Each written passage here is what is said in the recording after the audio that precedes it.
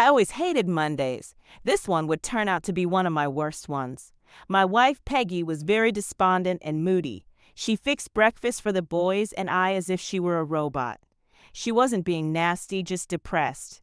It didn't help to brighten the morning. I had no idea what brought it on and didn't feel inclined to ask her. My sons, Robert, 16, and Dave, 18, left for school about the same time I left for work. For the last 15 years, I worked for a freight company that loaded and unloaded container ships. It was hard work, but paid good money. I had always wanted to go to sea, and this was as close as I could get. My dream was to sail all over the world and see different lands and people. It was in my blood, and sometimes I would get depressed just knowing that it would never happen. Home and family seemed to take precedence. I was happy with my home life. I had 2 great sons and a loving wife who I adored. Unfortunately, it was Monday. The part one hated most about my work was some of the people I worked with.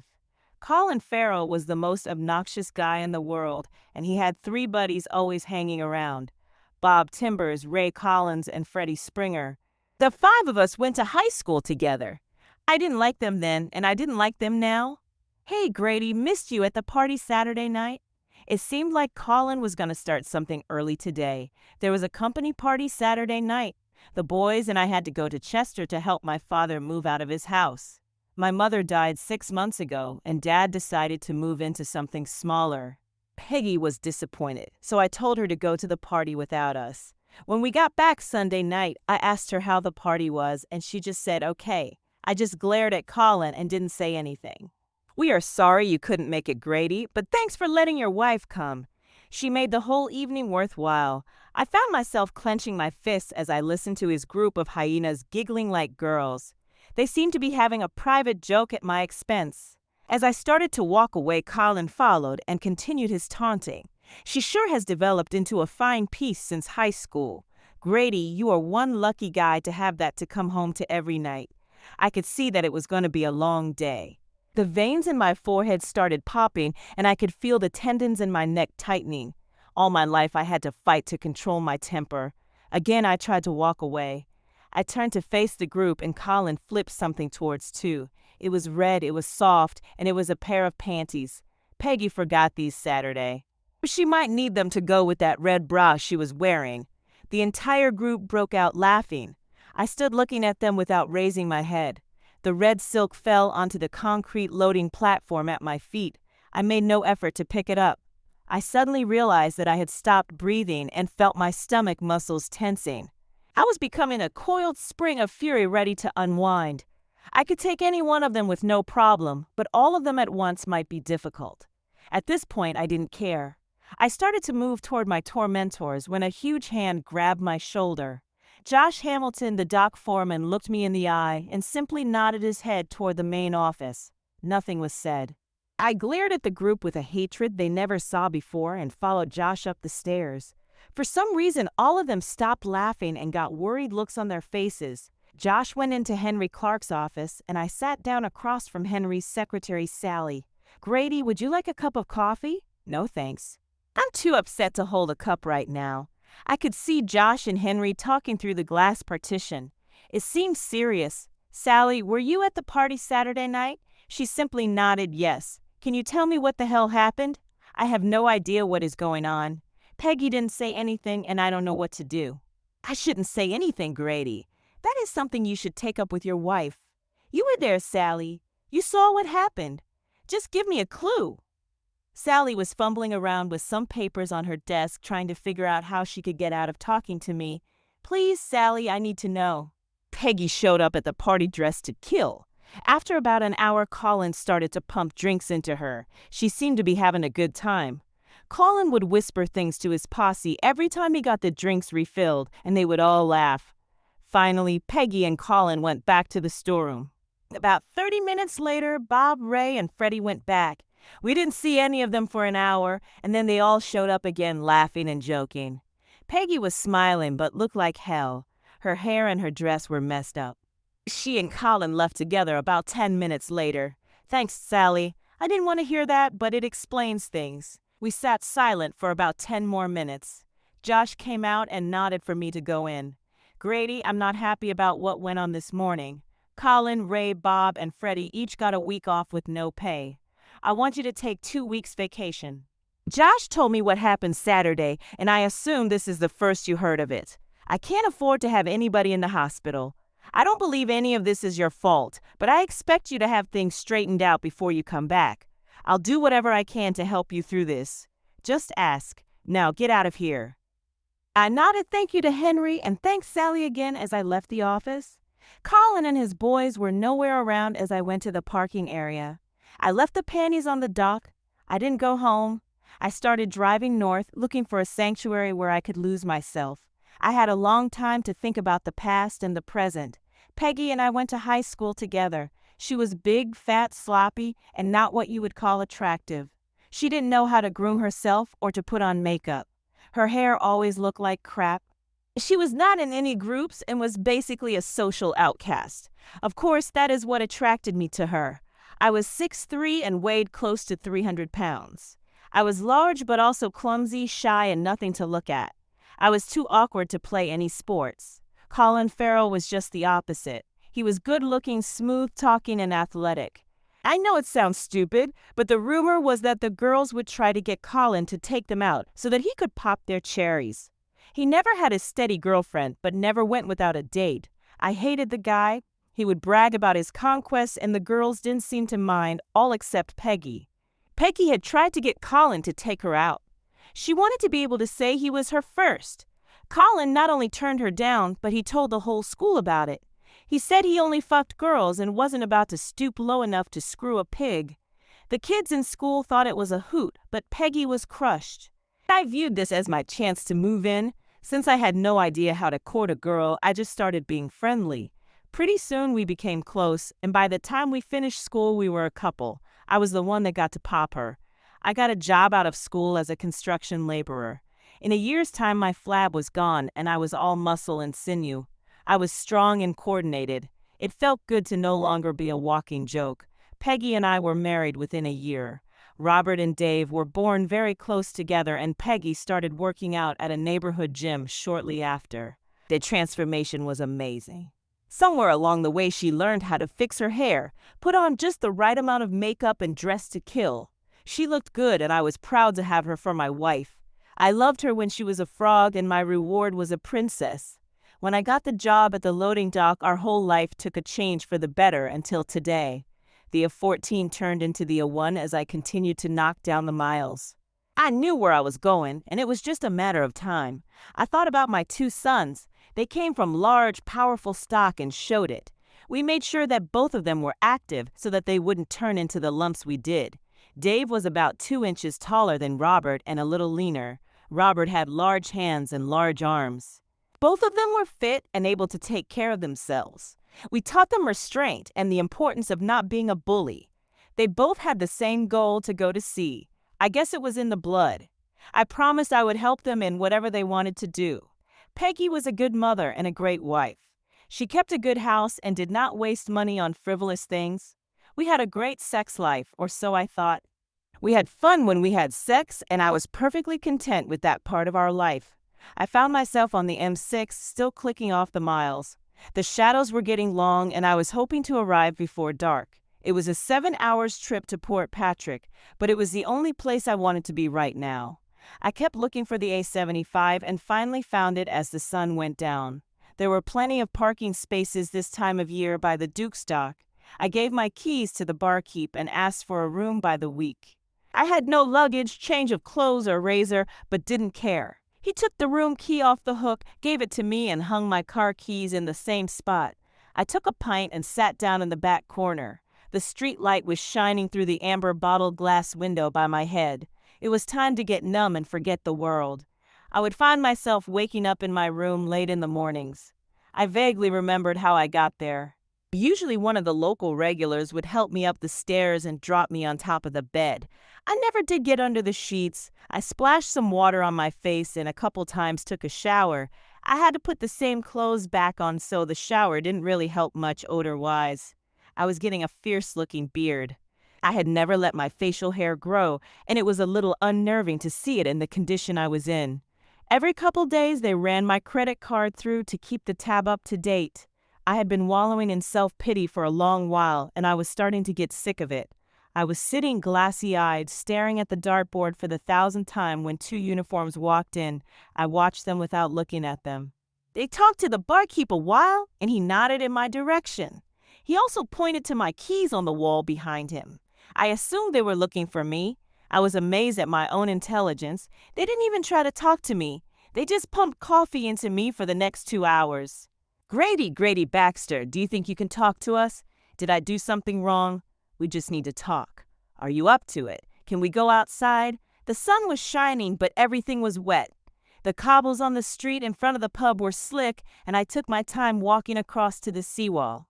The whole street was on a slope, and I still felt a little tipsy. The cool air was marvelous as it filled my lungs. I don't smoke, but the air inside was so thick the results were the same. I leaned over the granite seawall and threw up. It was mostly liquid because I hadn't eaten much solid food the last few days. My head started to clear, and so did my eyes. My two companions waited patiently while I got myself together. I was starting to feel obligated for putting them to so much trouble. The bench I sat on was wet, but I didn't care. What can I help you with, gentlemen? First of all, we were trying to find you since you were missing for 10 days. Second, we are trying to locate Colin Farrell, and we're hoping you can help us.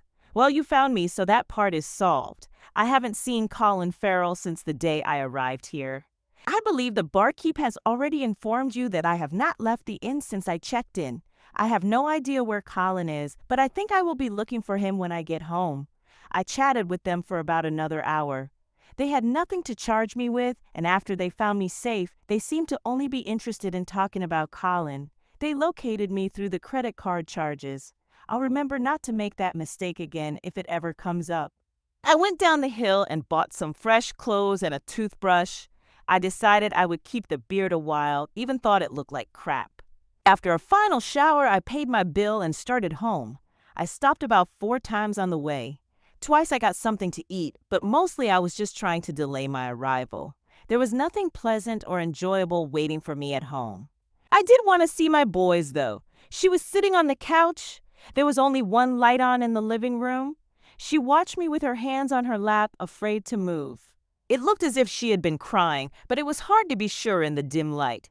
I went to get a beer, but the thought of it made me a little nauseous, so I grabbed a Coke instead. I sat in the recliner across from her and waited for her to say something. The boys are staying with friends for the night. It was my idea so that we would have some private time to talk. Why didn't you tell me about it before I found out? I don't know. I was scared, I guess. About what? I wasn't sure what you would think or do. I did something stupid and it backfired on me. Backfired? What the hell backfired? You won't get mad at me, will you, Grady? I don't know. It would probably be better if you told the truth, but we'll have to wait and see. Grady, do you remember what Colin did to me in high school? Yes. I have been wanting to get even with him for that ever since it happened. Saturday night at the party, it seemed like a good time, so I set a trap for him.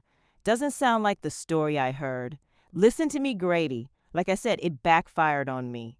I dressed up real good and Colin started to hit up on me. I let him think it was working, and he suggested we go back to the storeroom. We kissed a little because I had to do it to set him up. After a while, he was playing with my tits, but outside my bra. I slipped my panties off and waved them under his nose to tempt him and make sure he was hard. Why were you doing this? What were you thinking?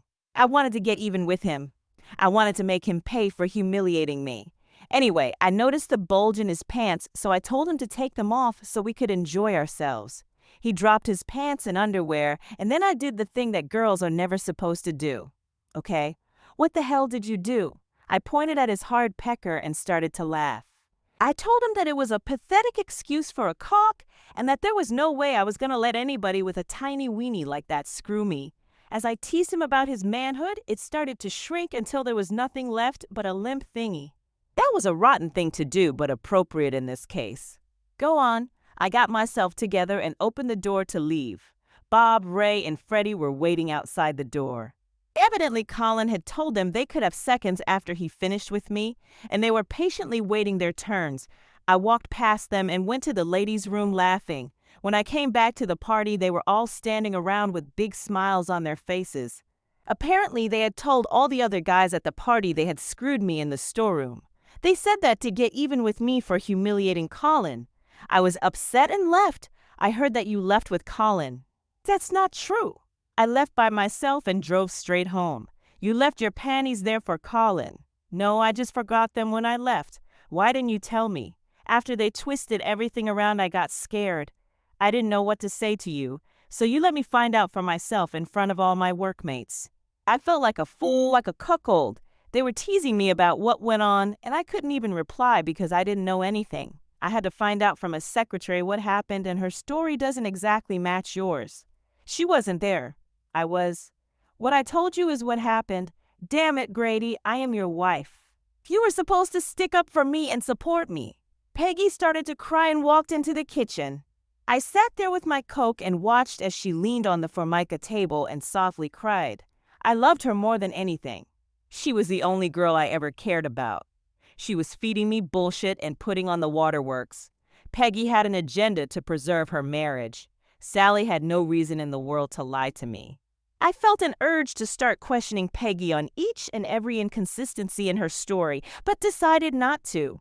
I couldn't change what happened, and by forcing Peggy to admit to something that she didn't want to wouldn't accomplish anything. I didn't want to know the truth, but I wasn't going to get it from her.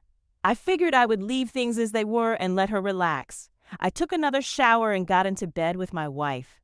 She laid her head on my shoulder, whispered that she loved me, and we both fell asleep. I still had some days coming before it was time to go back to work. The boys were glad to see me, but were a little standoffish. I suggested a drive to London, which was quickly accepted. Peggy seemed to be happy that the men in her family were bonding. On the drive to London, I found out the boys were both suspended for fighting, a strict no-no in our family. Reluctantly, they explained they were getting a lot of flack about their mother's party escapade and finally decided to put an end to it.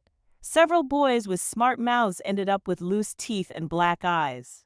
They kept the suspension from their mother, but asked me for an explanation about the party. I put it off. We went to the Maritime and Coast Guard Agency. I asked for 3 applications, and the boys were ecstatic. It took an hour to fill out all the forms. I had all the documents we needed, including birth records and passports. After each of us had a short interview, they gave us medical forms to be filled out by a physician. We went to Wagamama for supper and started home. It was agreed that nothing would be said to their mother or to their friends. The physicals were completed the next day, and all we had to do now was wait. I always loved Peggy. She was the only girl I ever loved. She was the only girl I ever had sex with. In fact, she was the only girl I ever kissed. It was difficult for me to believe that she had done something this low. I found her actions despicable and unforgivable. I was still willing to give her a chance if by some reason her story could be proven, but the odds were long. The end of that week, she put the final nail in her coffin. Peggy had been very attentive. She was careful never to mention anything about the party or any references to anything relating to the party. She never discussed my trip to Port Patrick. She was trying everything in her power to resume our life just how it had been. The next day at breakfast, I was hit with the ultimate in stupidity. Grady. I was thinking I would like to have another baby. Now I knew what the love session the night before was all about. We need a little background here to be able to appreciate the stupidity of this comment. Peggy had been on birth control pills for several years after the boys were born. About 3 years ago, she started complaining about the side effects of the pills. I won't go into the specifics, but she was having different types of female problems that were supposed to be either caused or aggravated by the pills. In any event, she decided to stop taking them. We were not using any other type of birth control. A short time later, I was in the doctor's office for a rotor cuff problem. I asked him about getting clipped, and 20 minutes later, I was sterile. I never mentioned this to Peggy, didn't see any need to. For the last 3 years, Peggy and I have been having unprotected sex. No pills, no condom, no diaphragm.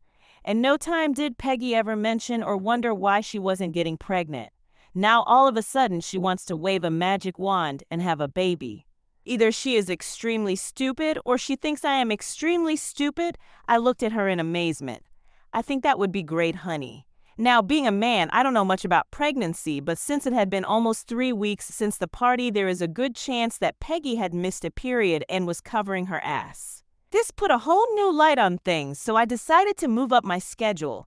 The boys were back in school, and I got a chance to talk to them a little bit before they left. They seemed to understand my situation concerning their mother better than I did.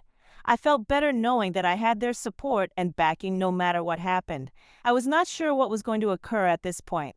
I spent most of the day looking for Colin Farrell. He had to be someplace.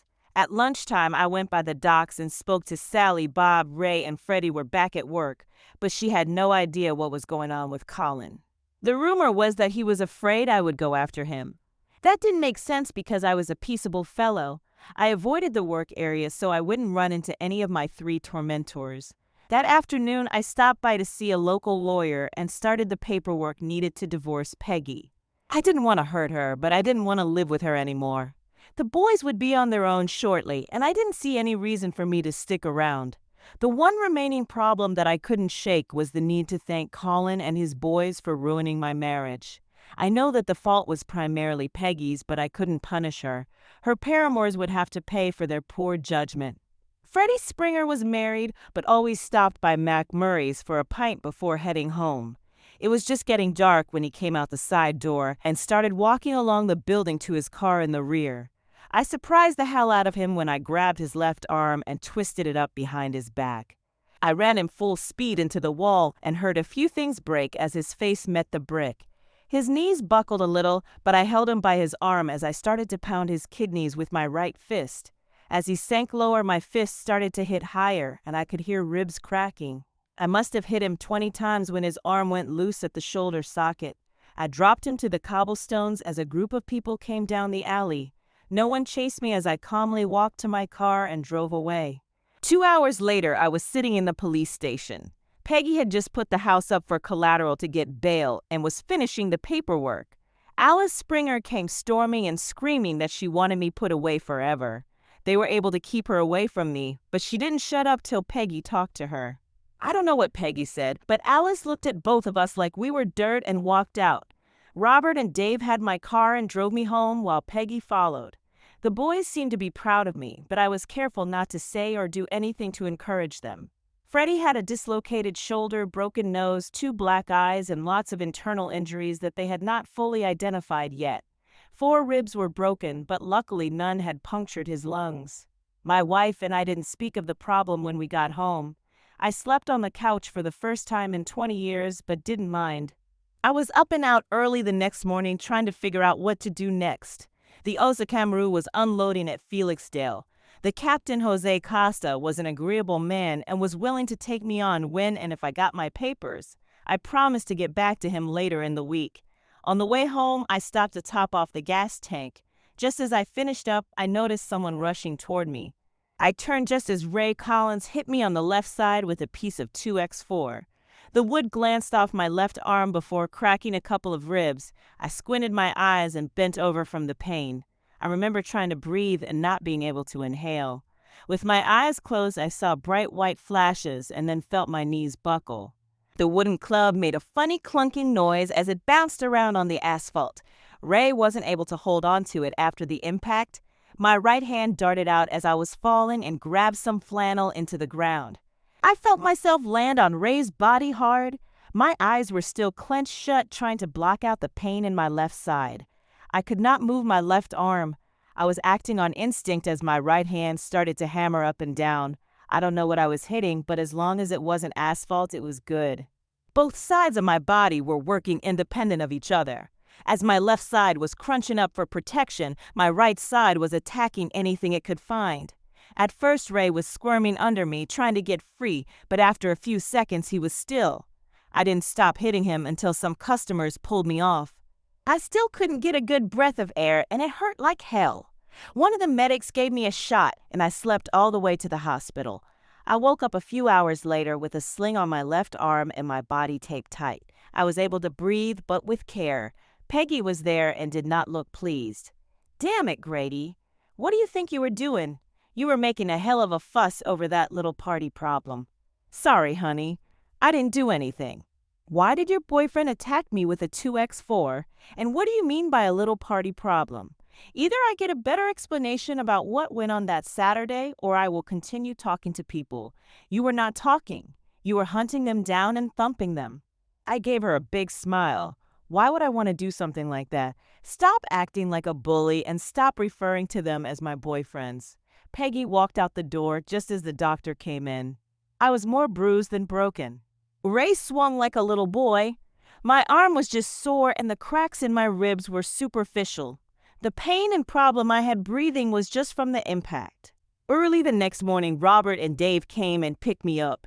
They were grinning from ear to ear, and I told them to can it. Ray, on the other hand, was in bad shape. He would be eating through a straw for about a month until his jaw healed, and it would be at least a week till the swelling goes down on his face. One errant blow did happen to break his left collarbone. Of course, all the blows were errant because I had no idea what I was hitting at the time. There were no charges against me because several people testified that Ray attacked me first. I had to call into work and get another week off, this time a sick leave. I talked to Sally for a while, and she told me that Bob Timbers had quit work and his final paycheck was being sent to his brother's house in Aberdeen. They still had no idea where Colin was. Peggy and I were not communicating very well. I was sleeping on the couch every night now. I was able to shed the arm sling pretty quickly, but my ribs were still a little sore. At least I could move and breathe normally. The Osa Kamru was leaving in 4 days. I stopped by to see my lawyer. The divorce papers were ready, so I told him to have them served in 4 days. I was leaving everything with Peggy. She would get the house, but the bonding company would take it when I skipped bail. I could care less. I included a copy of the vasectomy paperwork and a recent sperm count lab report in with the divorce papers. I made a few phone calls to some friends in Scotland and spent some time at the gym trying to recover from the 2x4 attack. Henry Clark was not happy to see me leave and agreed to keep my departure quiet as long as he could. I asked him to look out for my boys if necessary. Peggy had stopped going to the gym and the house was going to pot. The wash was backing up and the general appearance of the whole place was going downhill. The meals were just thrown together and the conversation was less than sparkling. I swear it looked like she was putting on weight again. The whole world went as shit in 4 weeks. The next day the boys handed me my set of maritime papers. I had never seen them so happy. All 3 of us were ready to go. I told them to wait and finish this year of school before making any decisions. I don't think they were listening to me. I returned to the Osaka Maru and took care of everything I had to. The quartermaster gave me a list of things I had to get prior to sailing the next morning. I got my gear and checked into my room on board and then left ship one last time. Robert had left his Triumph Bonneville 750 parked at the end of the dock. A few minutes later, I was on my way to Aberdeen. An 8-hour trip on a motorcycle is not a pleasure. The Triumph was shaking so hard that you could not read the odometer. The motor ran smooth and the weather held, but I was still glad when I arrived. My friends had located Bob Timbers and planned to have him at the 4 Crowns. The men's at that place was in the back, and you had to exit the building to get to it. I stopped in and looked around just enough to let my buddies know I had arrived. Then I went to the side of the building and waited. The first 2 guys were local, but then Bob came out. I heard the door lock behind him as he started toward the toilet. I grabbed his right arm like I did Freddie's and shoved his head against the stone wall of the building as I went down the alleyway.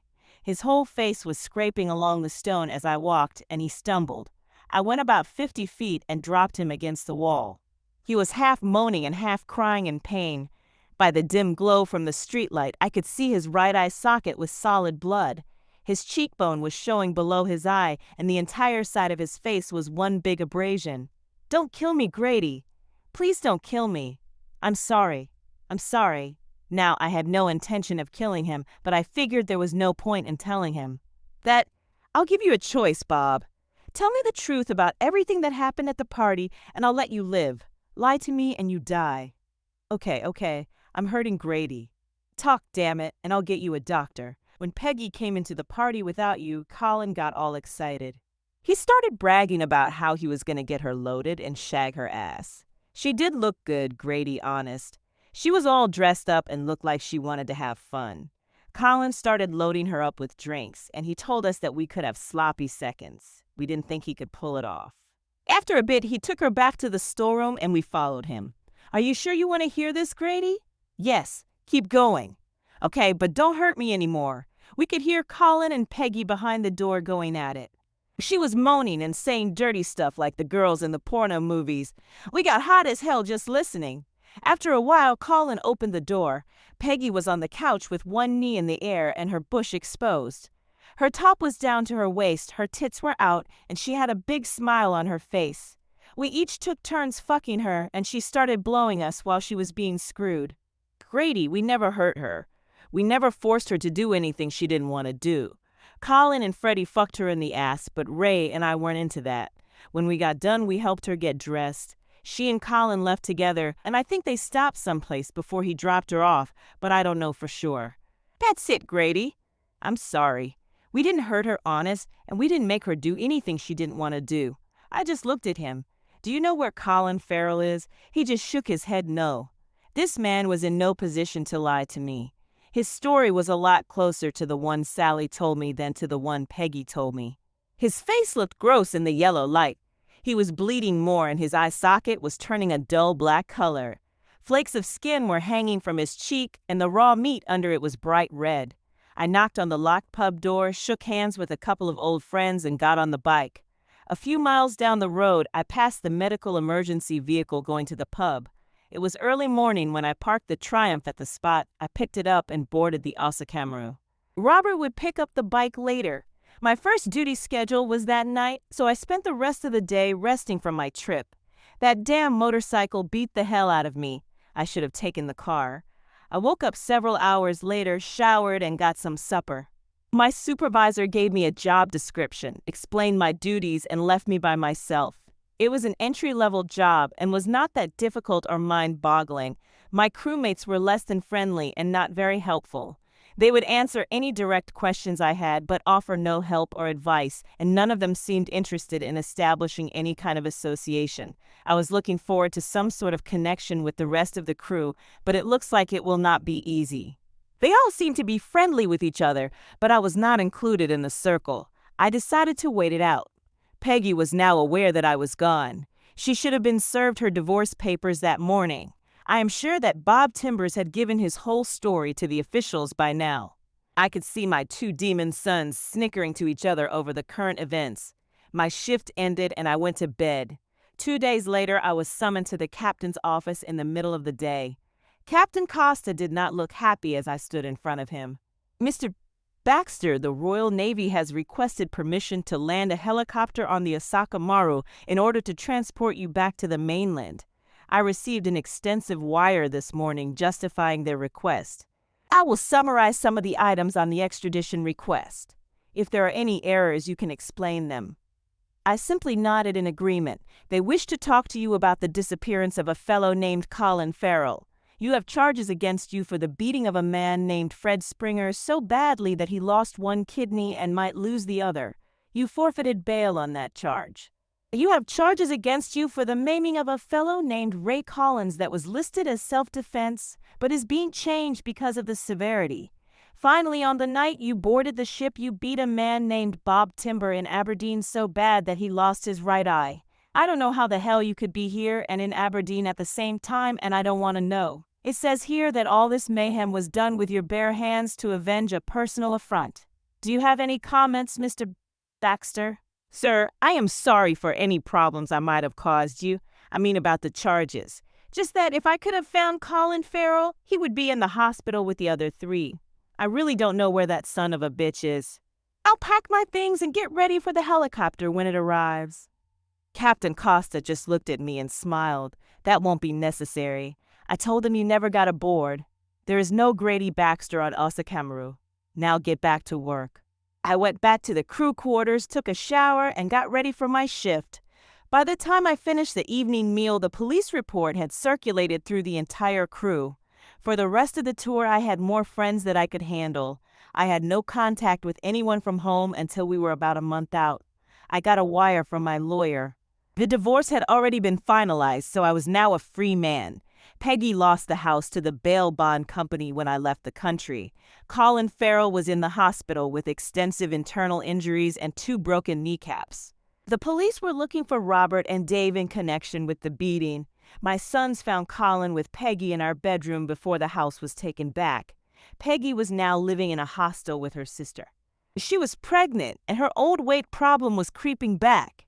I still had charges pending, and my attorney recommended that I do not return. He had no idea where my sons were. The news left me with mixed emotions. The next day at breakfast, the captain walked past the table and stopped. I just wanted to let you know that Robert and Dave Baxter are not aboard the Tanakamara headed for Cape Town. We both smiled. I always wanted to be a seafaring man. I always wanted to be a seafaring man. We both smiled. I always wanted to be a seafaring man.